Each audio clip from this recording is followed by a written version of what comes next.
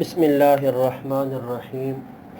سیرت النبی صلی اللہ علیہ وسلم، درس نمبر 25۔ غزوہ بدر، معرکے کے بعد کے واقعات۔ بدر کے میدان میں جب مسلمانوں کو فتح ہوئی اور مشرکین کے 70 کے قریب سردار اور بڑے لوگ قتل ہوئے، مارے گئے، اور تقریباً 70 ہی کے قریب اس میں گرفتار ہو گئے، تو وہ غیر منظم شکل میں بھاگتے ہوئے تتر بتر ہو کر گھبراہٹ کے عالم میں مکے کے رخ پر چل پڑے۔ شرم اور ندامت کے سبب ان کی سمجھ میں نہیں آ رہا تھا کہ وہ مکے میں کیسے داخل ہوں۔ سیرت کی کتابوں میں لکھا ہوا ہے کہ سب سے پہلے جو شخص قریش کی شکست کی خبر لے کر مکے میں داخل ہوا وہ حیثمان بن عبداللہ خزاعی تھا۔ جب یہ پہنچا، لوگوں نے اس سے دریافت کیا کہ جنگ کی کیا خبر ہے، کیا ہوا؟ تو اس نے فوراً بتا دیا کہ سردار جتنے تھے، ابو جہل، عتبہ، شیبہ، ابو الحکم بن ہشام، امیہ بن خلف اور کچھ اور سرداروں کے نام لیتے ہوئے اس نے کہا کہ بھئی یہ سب کے سب قتل کر دیے گئے ہیں۔ اور جب اس نے اور دیگر نام لیے تو وہاں تو ایک کوہرام مچ گیا، ایک ماتم کی صورت ہو گئی، مکے میں ایک غم کی کیفیت طاری ہو گئی ان سب کے اوپر، اس لیے کہ اس جنگ سے تو ان کو بڑی امیدیں وابستہ تھی کہ یہ جنگ ہے، اس میں فتح ہوگی، لیکن قریش کی اتنی جانیں ضائع ہو گئی، نہ جانے کتنی دولت مٹی میں مل گئی۔ شکست نے ان کا تکبر تھا، جو شان و شوکت تھی، اس کو بھی ختم کر دیا، اس لیے ان کو انتہائی سخت صدمہ ہوا۔ کتابوں میں لکھا ہے کہ عمیر بن وہب اسلام کا ایک کٹر دشمن تھا اور دوسرا شخص تھا صفوان بن امیہ۔ یہ دونوں مکے میں بیٹھے ہوئے تھے اور بدر کے واقعات کا ماتم کر رہے تھے کہ یہ کیا ہو گیا۔ تو صفوان کہنے لگا، خدا کی قسم اب زندگی میں کوئی لطف نہیں ہے۔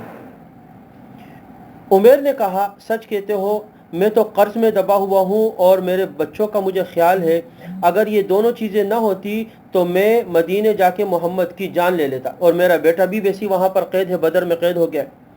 تو صفوان نے اس سے کہا کہ تم اپنے قرض کی فکر نہ کرو، وہ میں ادا کر دوں گا، اور میں بچوں کا ذمہ بھی لیتا ہوں، تم جا کے مدینے میں یہ کام کر لو۔ چنانچہ عمیر مدینے کے لیے روانہ ہو گیا، تلوار اٹھا لی، تلوار بھی گردن میں لٹک رہی تھی، اور مدینے پہنچ گیا۔ جب یہ وہاں مسجد میں داخل ہوا کہ آپ صلی اللہ علیہ وسلم کو قتل کرے، تو حضرت عمر رضی اللہ تعالی عنہ کی نگاہ پڑ گئی اور وہ بھانپ گئے کہ اچھا ارادے سے تو یہ آیا نہیں ہے۔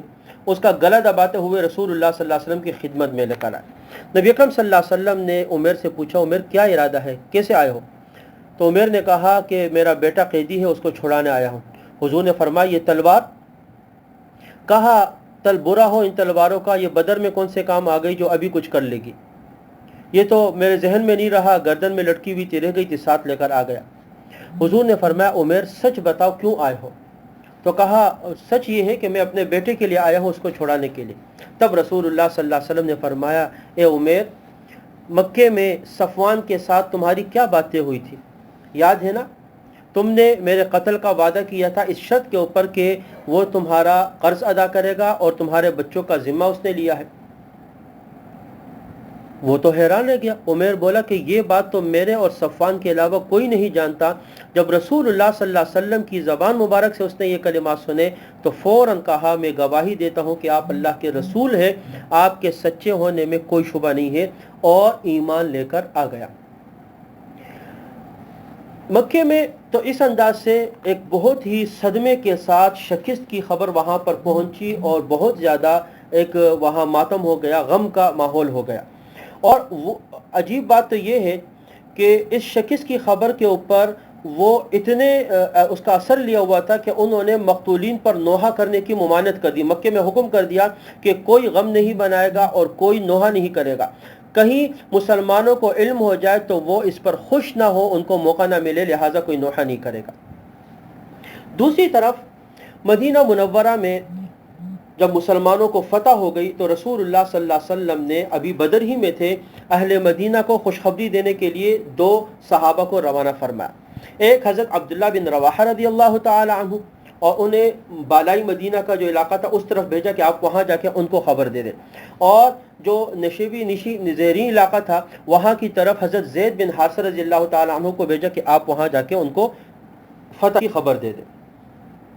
مدینہ میں تو یہود تھے، منافقین تھے، انہوں نے پروپیگنڈا کیا تھا کہ مسلمان کو شکست ہو جائے گی، اور رسول اللہ صلی اللہ علیہ وسلم کے بارے میں بھی کہا کہ یہ قتل کر دیے جائیں گے، اور یہ سب کچھ باتیں کر رہے تھے۔ پھر جب حضرت زید بن حارثہ کو آتے ہوئے دیکھا، اور وہ آئے بھی حضور کی اونٹنی پر تھے، قصوہ نام کی اونٹنی تھی، تو فوراً دور سے کہنے لگے دیکھو محمد تو ہے ہی نہیں، ان کی اونٹنی لے کر یہ آیا ہے تو محمد کو جنگ میں قتل کر دیا گیا ہے، تو یہ تو وہی ہے۔ اور حضرت زید بن حارثہ کے بارے میں کہنے لگے دیکھو یہ شکست کھا کے بھاگ کے واپس آیا ہوا ہے۔ لیکن جیسے ہی حضرت زید بن حارثہ قریب آئے اور فتح کی خبر سنائی تو مدینے کے جو مسلمان تھے ان میں خوشی کی ایک لہر دوڑ گئی، اور مدینہ اللہ اکبر کے نعروں سے گونج اٹھا، اور مسلمان وہاں سے روانہ ہوئے اور بدر کی طرف کے رسول اللہ صلی اللہ علیہ وسلم کو فتح کی مبارکباد دے دے۔ حضرت اسامہ بن زید رضی اللہ تعالی عنہ بھی مدینے میں تھے۔ وہ فرماتے ہیں کہ نبی اکرم صلی اللہ علیہ وسلم کی صاحبزادی حضرت رقیہ رضی اللہ تعالی عنہ جو حضرت عثمان رضی اللہ تعالی عنہ کے نکاح میں تھی، ان کا انتقال ہوا تھا، اور اسی وجہ سے رسول اللہ صلی اللہ علیہ وسلم نے حضرت عثمان کو مدینے میں رکنے کا حکم دیا تھا، وہ بدر میں نہیں گئے تھے۔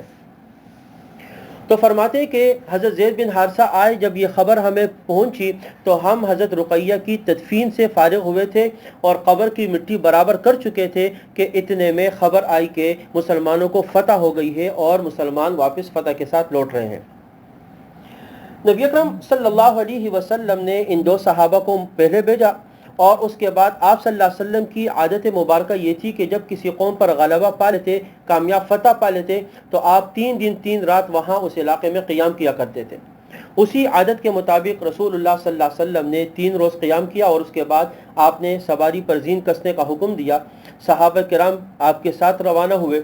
صحابہ کو یہ خیال تھا کہ آپ کسی ضرورت کے تحت تشریف لے جا رہے، لیکن آپ صلی اللہ علیہ وسلم پہلے اس کنویں کے قریب آئے جہاں پر مشرکین کے سرداروں کی لاشوں کو ڈالا گیا تھا، اور رسول اللہ صلی اللہ علیہ وسلم اس کنویں کے کنارے پر کھڑے ہوئے، اور آپ نے ایک ایک کا نام ان کے والد کے سامنے فلاں بن فلاں مخاطب کیا، ابو جہل کو، عتبہ کو، شیبہ کو، امیہ بن خلف کو، اور فرمایا کہ تم کو یہ اچھا نہ معلوم ہوا کہ اللہ اور اس کے رسول کی اطاعت کرتے؟ تحقیق جس چیز کا ہمارے رب نے ہم سے وعدہ کیا ہم نے اس کو حق پا لیا، کیا تم نے بھی اپنے رب کے وعدے کو حق پا لیا؟ صحیح بخاری شریف کی روایت ہے، حضرت عمر فاروق رضی اللہ تعالی عنہ نے عرض کیا یا رسول اللہ، کیا آپ بے جان لاشوں سے کلام فرما رہے ہیں جو سنتے نہیں؟ آپ صلی اللہ علیہ وسلم نے فرمایا قسم ہے اس ذات پاک کی جس کے قبضے میں میری جان ہے، میرے کلام کو تم ان سے زیادہ نہیں سنتے، ہاں فرق اتنا ہے کہ وہ جواب نہیں دے سکتے، تم جواب دے سکتے ہو۔ چنانچہ رسول اللہ صلی اللہ علیہ وسلم صحابہ کرام کو لے کر مدینے کی جانب روانہ ہوئے، اور اس طرح یہ غزوہ جو تھا وہاں پر مکمل ہوا۔ آگے جو اس سے اسباق ہے، اور پھر جو بدر میں قیدی بنے تھے اور مال غنیمت تھا ان کی تقسیم کا طریقہ کار کیا ہوا، انشاءاللہ اگلے درس میں اس کو ذکر کیا جائے گا۔ وآخر دعوانا ان الحمد للہ رب العالمین۔